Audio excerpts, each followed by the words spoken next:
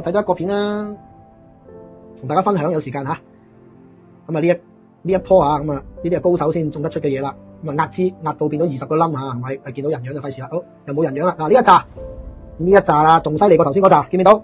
嗱呢一紮啦，仲犀利過頭先嗰紮，見唔見到？咁啊就嚟收成啦，相當 good。咁啊同大家分享呢一份喜悅啊，好咁啊，亦都咁我將會咧喺北壁呢笪地咧繼續去開其他廠，咁亦都咧歡迎喺度正式喺度呼籲啦，亦都歡迎各位有興趣投資泰國呢門生意嘅朋友，咁你哋可以咧聯絡我，咁我可以將一啲投資嘅計劃去話俾大家聽嘅。咁我嘅 WhatsApp，咁本公司係泰國嘅公司，除咗係種植植物之外咧，亦都有推出一啲定期嘅存款計劃，咁咧 minimum 最少係10厘嘅，係10厘利息嘅年息嘅，咁最少簽約2年，有興趣嘅朋友亦都可以向我查詢。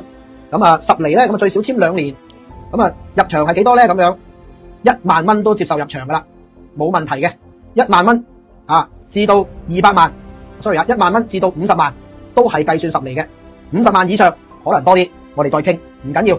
如果高過700萬嘅話，建議我哋一齊開廠算啦，因為我繼續落去都會開好多間廠。頭先大家睇到嗰笪地咧，我就要準備鋪滿佢，開晒廠咁。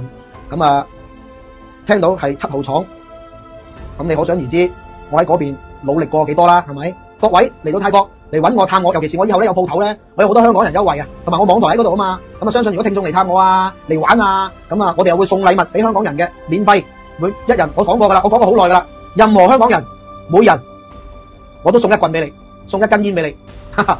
有啲興趣係1萬蚊都係10厘咯，咁啦吓。咁同我泰國公司簽約嘅吓，咁10厘簽2年，意思即係點啊？第12個月找息1萬蚊俾你啦，唔係 sorry，如果1萬就1000啊嘛，1000蚊先俾你啊。如果你擺低1萬蚊，第12個月找息1000，第12個月找息1000，第24個月咧就係連本帶利俾翻11000蚊俾你咯。咁呢個就係我哋嘅所謂嘅定期存款計劃咯。咁但係喺泰國公司進行唔係香港公司進行就係咁。近日，邵大夫在 YouTube 直播中公開推銷其泰國大麻種植場的投資計劃，聲稱投資1萬港元可獲10厘年回報，20萬以上回報更高。投資者可獲贈1棍大麻，非醫療用途，派息由泰國公司發放，但交易在香港進行。法律及金融專家警告，此類計劃可能同時觸犯香港與泰國法律，投資者需極度謹慎。香港法律分析，是否合法集資？1.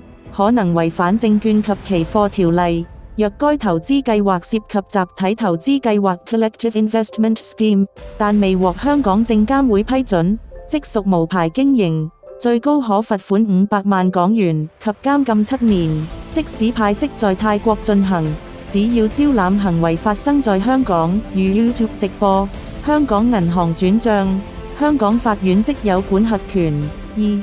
可能觸犯放債人條例，若回報被視為高息貸款，而邵大夫未持有香港放債人牌照，即屬非法，最高可判監2年。3. 潛在的串謀詐騙風險，若泰國大麻場的醫療用途文件未經核實，或根本不存在，可能構成虛假陳述，違反盜竊罪條例第16A 條，最高可判監14年。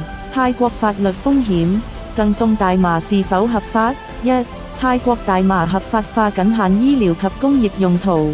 2022年泰國須將大麻從毒品名單移除，但娛樂用大麻仍受管制。若邵大夫贈送的大麻未經泰國食品藥品監督管理局 FDA 批准，或未標明 THC 含量須低於0.2%，可能觸犯泰國毒品法，最高可判監1年。2. 非法商業種植風險，泰國要求大麻種植場必須註冊，並嚴格限制用途。若所謂醫療用途無文件證明，可能被視為非法經營，投資者資金恐血本無歸。跨境法律陷阱。1. 香港與泰國無引渡條例，若邵大夫捲款潛逃，投資者難以追討。2. 即使泰國公司派息，若資金流程涉及香港銀行，可能被視為洗錢打擊洗錢條例，香港警方可凍結帳戶調查。專家警告，高回報伴隨高風險，證監會提醒，香港市民對海外投資計劃，尤其涉及毒品相關產業，應極度謹慎。許多所謂高回報實為龐氏騙局。禁毒處數據，2023年香港涉及大麻的罪案上升30%，部分與境外投資詐騙有關。市民自保建議：一、查核公司背景，透過香港公司註冊處 https://www.icris.cr.gov.hk 及泰國商務部 https://www.dbd.go.th 查證企業真偽。二、密信保證回報，合法投資不會承諾固定高息，更不會贈送違法物質。三、立即舉報，懷疑受騙可聯絡香港警方商業罪案調查科28605012，證監會熱線22311222。跨境投資需合法，勿墮毒品財技陷阱。邵大夫的投資計劃涉及多重法律紅線，無論在香港或泰國均可能構成犯罪。市民應牢記，大麻產業在香港絕對非法，參與投資恐成共犯，高回報必有貓膩，勿因貪念誤墮法網。資料來源：香港證監會、泰國 FDA、保安局禁毒處。